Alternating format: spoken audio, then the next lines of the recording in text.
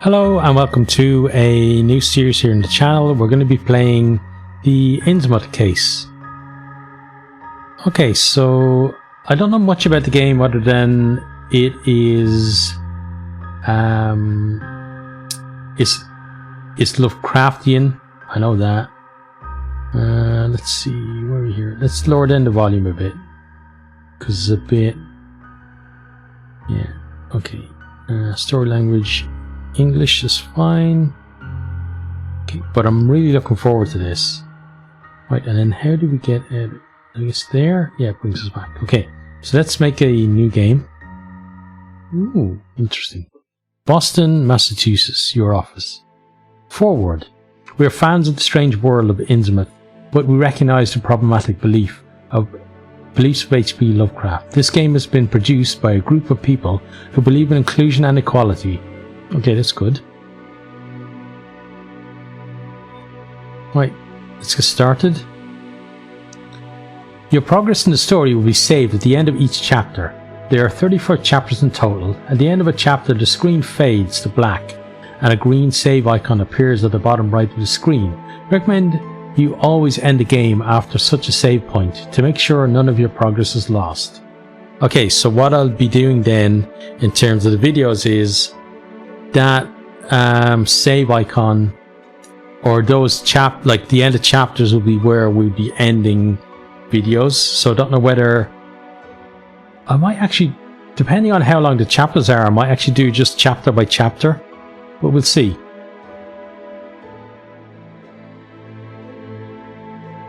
Boston, 21st of September.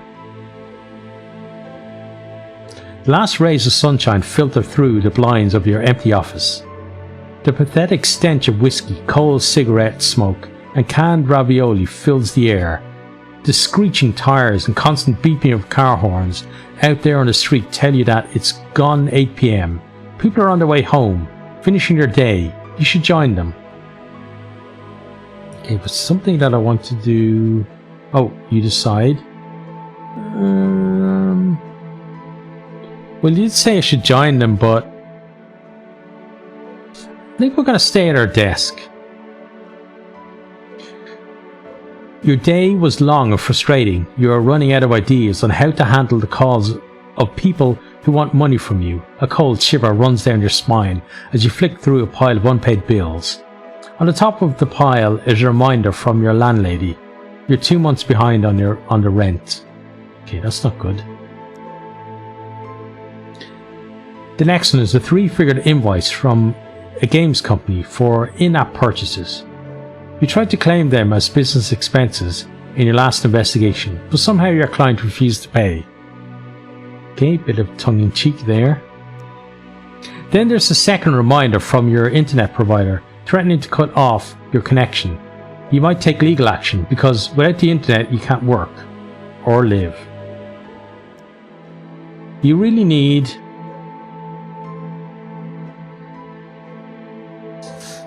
I know kind of Lovecraftian things. A cigarette would maybe be the thing to go with, but I think I'm going to go for a little fresh air. You jerk open the blinds. Amongst the dust, the last rays of light shine into your eyes like a laser sight in a spy flick. It takes a few seconds for your eyes to adjust. Your gaze settles on the Horns and Hooves pub across the street. How many simple jobs this dive has given you? Jealous wives whose husbands you had to spy on.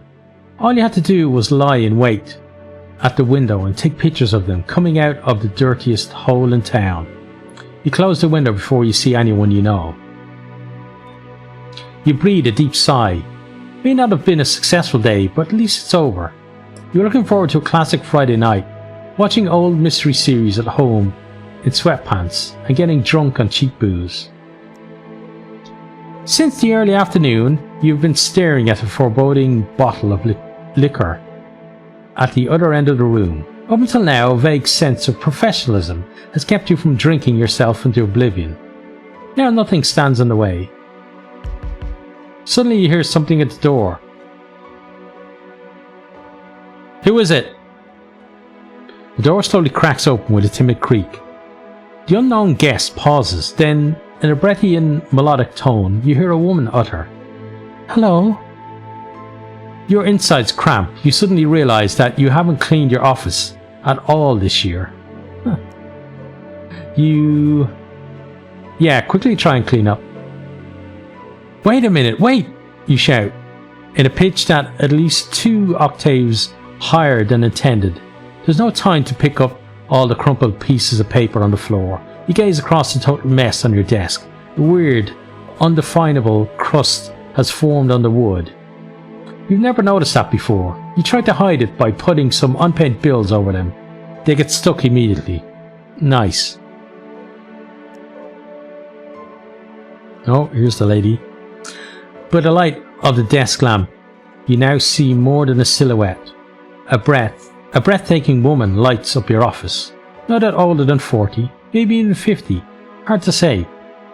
Clad in black, a skin-tight dress, culminating in a decollete that seems to defy the laws of gravity. A smoky eyeshadow, as dark as algae, washed ashore. Blonde, coiffed, wavy hair under a dark beret. The faint light of the setting sun catches in the strands of her hair, and you wonder how many heads this woman must have turned during her prime. She's completely different from your usual customers. Nervous bankers with sweaty stains under their armpits, convinced their wives there's something going on with the mailman. Every move she makes is calculated with grace. Smooth as an eel, she walks towards you and sits down on the corner of your desk. Determined, she walks towards you and sits down on the corner of your desk. Okay, so she did it twice. Which is a little bold. Yeah, it is a little bold. Doesn't make us blush though. Which is a little bold about asking you first. But as a professional, you're not giving anything away. She seems to want to play the seductive damsel in distress. The quiet, amused voice of your subconscious is pleased that the stranger may be sharing your enthusiasm for film noir cliches. A far louder voice is surprised that this woman seems to think that a sexy pose and revealing clothes could win you over. And both voices agree that you don't like being manipulated. You don't think that the stranger perched on your table is trying to recover from a hard-working day as a lingerie model, and therefore you see no logical reason for her behaviour.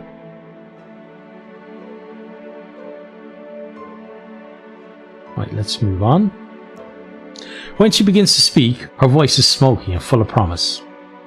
"My name is Dahlia Marsh. I'm looking for a private investigator. I was told you're one of the best." Well, probably not true given that we don't obviously have much work. She extends her hand. "You've come to the right place, lady."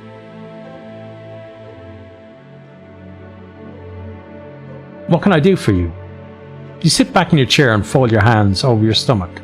The woman seems a little irritated that her provocative behaviour seems to have no effect on you. She moves from the edge of the desk and sits down on the chair opposite you.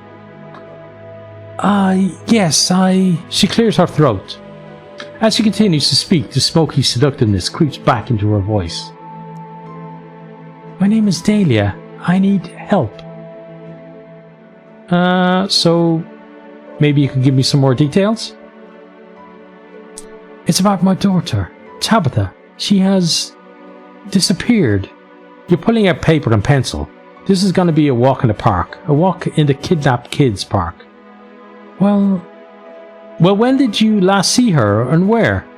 The woman puts on a fake smile. "I live in Innsmouth. It's a small port town north of Arkham." You frown. This is a bit vague. What was your child doing when you last saw her? What hobbies does she have? "Oh, kid stuff. They just run around and play with their yo-yos, that sort of thing."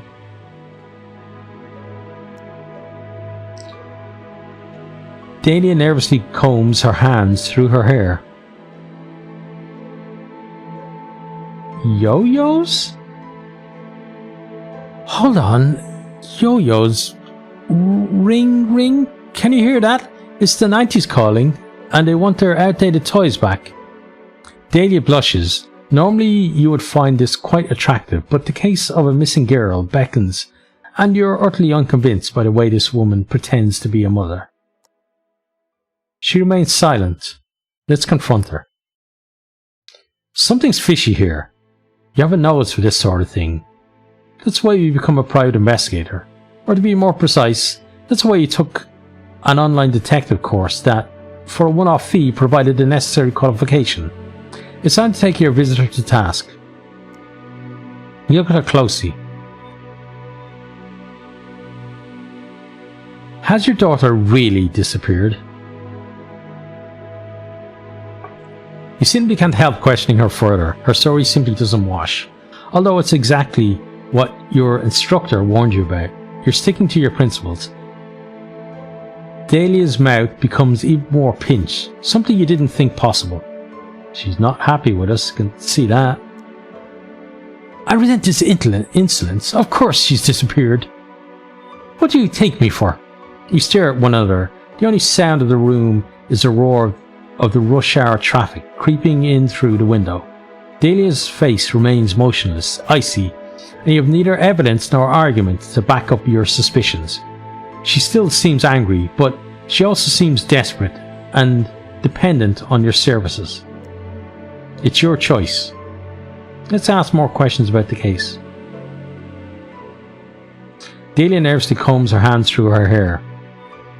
Does your daughter have any friends? Does your daughter have any friends she might be staying with? Classmates? Sports club members? Anything like that? Dahlia slightly shakes her head. Very strange. You're about to ask if the girl at least has imaginary friends, but hold back. What about her father? What about Tabitha's father? Are you separated? Often children reappear with family members. Dahlia smiles sadly. My little one can't swim well enough for that. Okay, strange answer. Your pen remains on the same spot on notepad. What was that supposed to mean? Well, the father's drowned, obviously.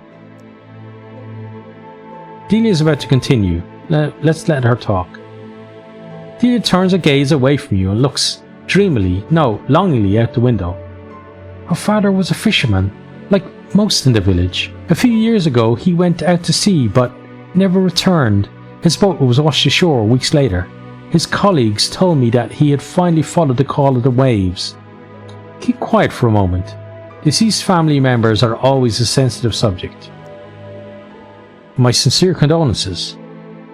She seems calm. Oh, somehow I always knew that moment would come. I think my husband is in a better place now, and at some point I'll join him. You take a closer look at Dahlia's outfit. Judging by her behaviour and clothes, you never would have taken her to be a fisherman's wife. You inquire about more details about the case. What does your daughter look like? She's only 8 and the sweetest girl you can imagine. She's been missing without a trace since last week. None of her schoolmates have seen her, and no one knows where she might have gone. She hands you a photo. Look, this is my little munchkin.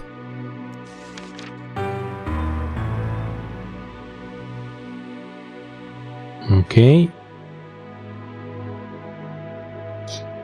Good heavens, is this supposed to be a joke? Is that really the face of a child or a shoddy photo edit?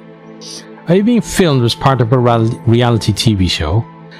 A bit of stomach acid and a last bite of lunch slowly but surely make their way up into the back of your mouth. No, we're not going to throw up. We shall swallow it down. With narrow eyes you swallow the bile and involuntarily pull a face. Dahlia continues to look at you hopefully. She obviously didn't notice your little mishap. That was close, and could have been unpleasant. I'm so desperate. Her eyes lock with yours. I don't know whether we should broach that. Let's ask more questions about the case. Oh, okay, we can't. I have no further questions. I've no further questions, you mumble. More to yourself than to her, Delia stretches her neck imperceptibly. No doubt she would like to take a look at your notebook. Your pen hovers over the notes you've taken. Missing daughter. Dodgy lady. That's it. You've worked with less. Are you going to take the case or not? Yes, we'll accept your case. You nod. A missing persons case. Nothing unusual. The conventional little girl runs away from home after reading her first romance novel. Usually they hide the edge of the forest or in the library. Should be pretty straightforward. Before you can say anything, she drops a photo of the child and rolls a bill on your desk. For your expenses. You nod slowly, trying not to drool down the front of your shirt. You haven't seen this much money in ages. You don't have much time to prepare. A quick search reveals that only one bus goes to Innsmouth, and only once a day. A pattern emerges in your research. The few news items related to this little coastal town are all about missing persons. In addition, you find some rather old-fashioned articles that praise the coastal town as a secret holiday destination. The best fish, untouched beach promenade, authentic fishing people are the recurring buzzwords. Delia has given you the address at which you're supposed to drop off her daughter as soon as you find her. She also wrote down her phone number on the child's photo. You take another look at the picture before you pack your things.